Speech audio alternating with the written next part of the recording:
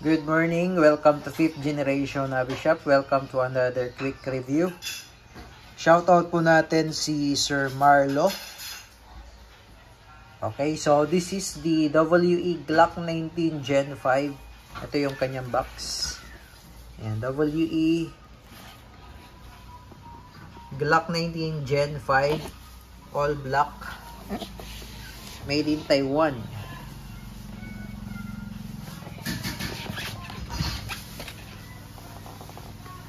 Ayan, so ito yung kasama sa package. May kasama ng bala, 0.23 grams, 4,000 shots po yan. 0.23 grams yung bigat. Tapos may kasama na siyang propellant. Ito naman po yung gas. Pop Dyno po ang brand. Standard power. Number 12. And also may kasama na rin siyang silicone oil. Pang lubricant. Okay, so buksan na natin. So ito sir yung mga kasama sa package. Dalawang box strap. Mamaya demo ko sa inyo kung saan siya ilalagay. And then ito naman po yung box strap pin. Yung mahaba po yung extra. Ito yung gagamitin nyo sir. Maiksi. And this is the Glock 19 Gen 5. So buksan lang natin.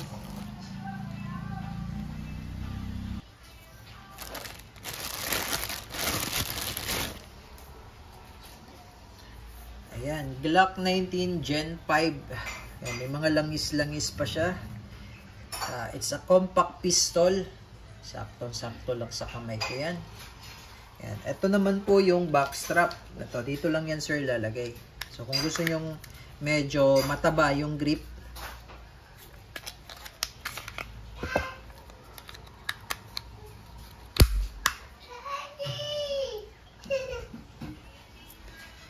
yan, kung gusto niyo pong medyo mataba po yung grip, pwede niyo siyang lagyan ng backstrap. Para hindi yan malaglag, ilalagay niyo yung lock. Ayan. So, tatanggalin niyo po yung naka-install dyan na lock. Okay? So, same lang din naman sila. Dalawa yan. Same lang po yan. Okay? Now, sir, si Glock 19 Gen 5, sa Gen 5 po, ambidextrous na po yung slide lock, slide release. So, kung kaliwete kayo, pwede siya dito sa kabila, pwede rin sa kabila. Yung Gen 4 kasi dito lang sa side na to. So, ayan po yung sa Gen 5. Ngayon, kung magbabaklas naman kayo, sir, ng slide, halimbawa, ilolubricate nyo po yung pinaka-bakal dun sa ilalim, kailangan sir walang magazine. So alisin nyo muna yung magazine sir. Tapos ikasa nyo po one time, no? Ikasa nyo po. Yan. And then ito po yung disassembly latch. Ito. Magkabilaan po yan sir. Sabay pong ibababa yan. Yan. Dalawa na yan sir. Sabay nyo pong ibababa. Then yung slide, slide nyo lang po palabas. So, ayan po sir. Ngayon sir, ito po yung nilalagyan natin ng silicone oil po. Itong part na to sir. Itong part na to. So, napapansin nyo po, ayan, nakikita nyo po, wala pa siyang langis. Meron man kaunti. So, yan po yung nilalagyan natin sir ng silicone lube para po maging smooth. Kasi diba sir, yung slide niyan, blowback kasi siya, pabalik-balik siya dyan, no? Yan yung tinatawag na reciprocation. Pabalik-balik po siya dyan. So, kailangan po lubricated, parang sa makina. Kailangan may langis. Kasi may friction po yan eh. Yan po yung nilalagyan po ng lube. So, lalagyan ko na sir.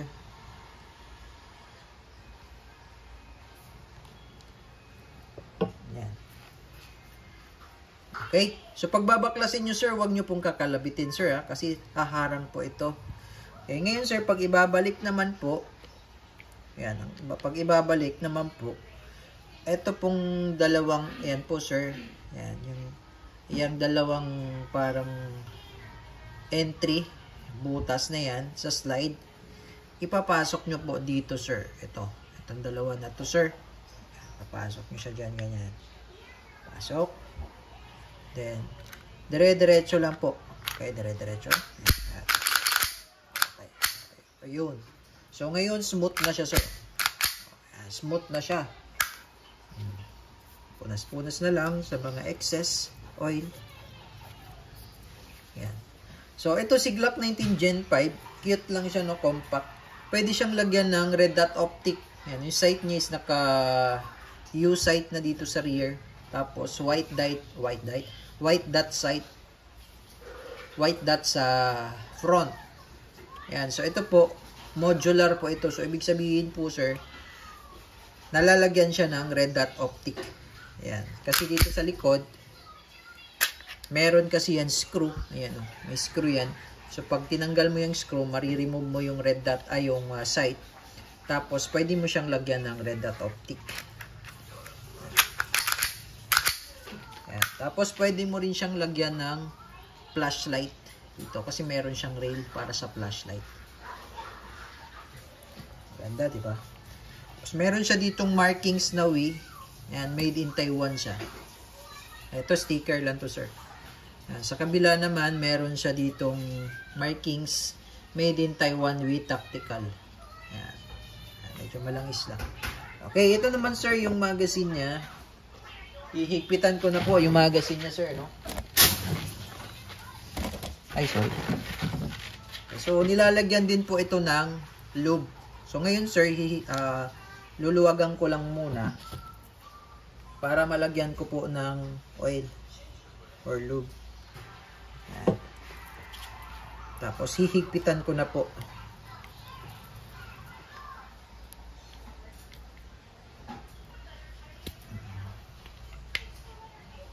So, ang gamit ko po dito yung valve tool, sir. Ito personal ko po na tool. Ngayon, sir, ito naman po, hihigpitan ko na rin po pati yung screw. Minsan po kasi lumuluwag yan dahil sa blowback. Kapag continuous yung gamit nyo, lumuluwag yan. So, monitor nyo lang to, sir. Ngayon, mahigpit pa siya. Ngayon, itong inlet naman po, hihigpitan ko na rin, sir, at lalagyan ko na po ng lube.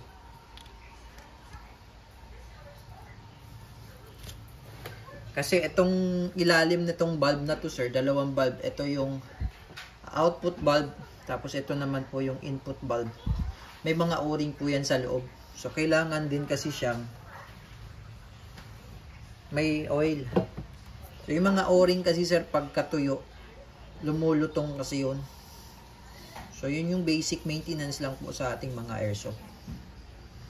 Kasi higpitan ko na po.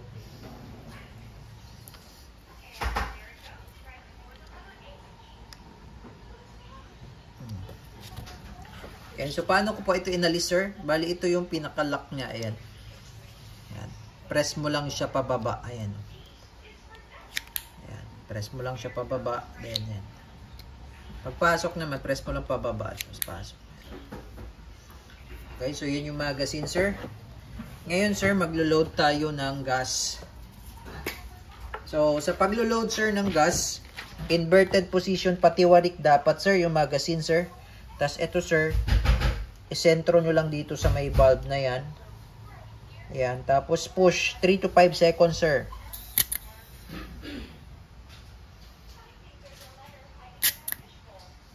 Okay. Kapag nasobrahan naman siya ng karga, makikita nyo pag pumuputok kayo, parang nag-uusok-usok siya. Ayan. Sa paglo-load naman, sir, ng bala, kung meron kayong BB loader, okay din yon. Kung wala naman, mano-mano siya dito, sir. Ayan. So, ang laman nito, sir, 22. Pero ang recommended load namin, sir, 12. Para yung spring, hindi agad lalambot yung spring. Kasi pag laging compress ang spring, lalambot yan, sir. Ayan, sir. Okay? So, ngayon, sir, sa Glock po, medyo lakasan nyo lang, sir, yung pag-insert ng magazine. Kasi pagka medyo mahina yan, sir, at eto nakalubog. Yung mag-release yan, sir, tulad yan, nakalubog siya, pwedeng malaglag yan. So, kailangan nakaangat talaga siya. So, pwede nyo siyang medyo lakasan lang yung pag-insert. Yan. Para sure ball talagang hindi siya malalaglag pag pumutok. Okay, so testing natin sir yung EPS. Then, proceed na tayo sa full testing.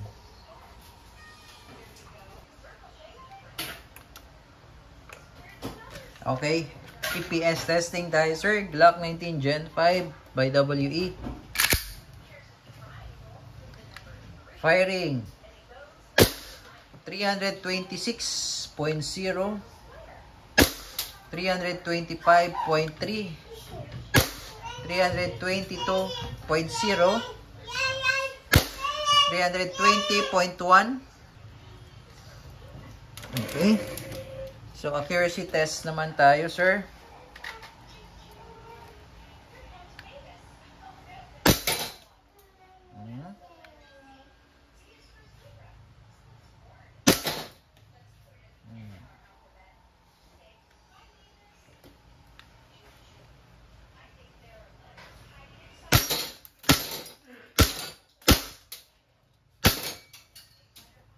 Okay, so nag-lock na siya sir. Ibig sabihin po niyan, wala nang bala yan. Okay, so pero may chance po na hindi siya mag-open slide kapag ang magazine sir malamig, lalo na pag continuous yung putok nyo sir, lumalamig yung magazine. Then sometimes hindi siya maglalak. So normal lang po yun sir dahil nga lumalamig yung magazine. So ang gawin nyo lang, pahingan nyo lang yung magazine. So ngayon sir, pag nag-lock siyang ganyan, etong slide, push nyo lang ganyan. Push, then release. Okay. Hammer down. Okay, all goods na po. Glock 19 Gen 5 Airsoft Pistol.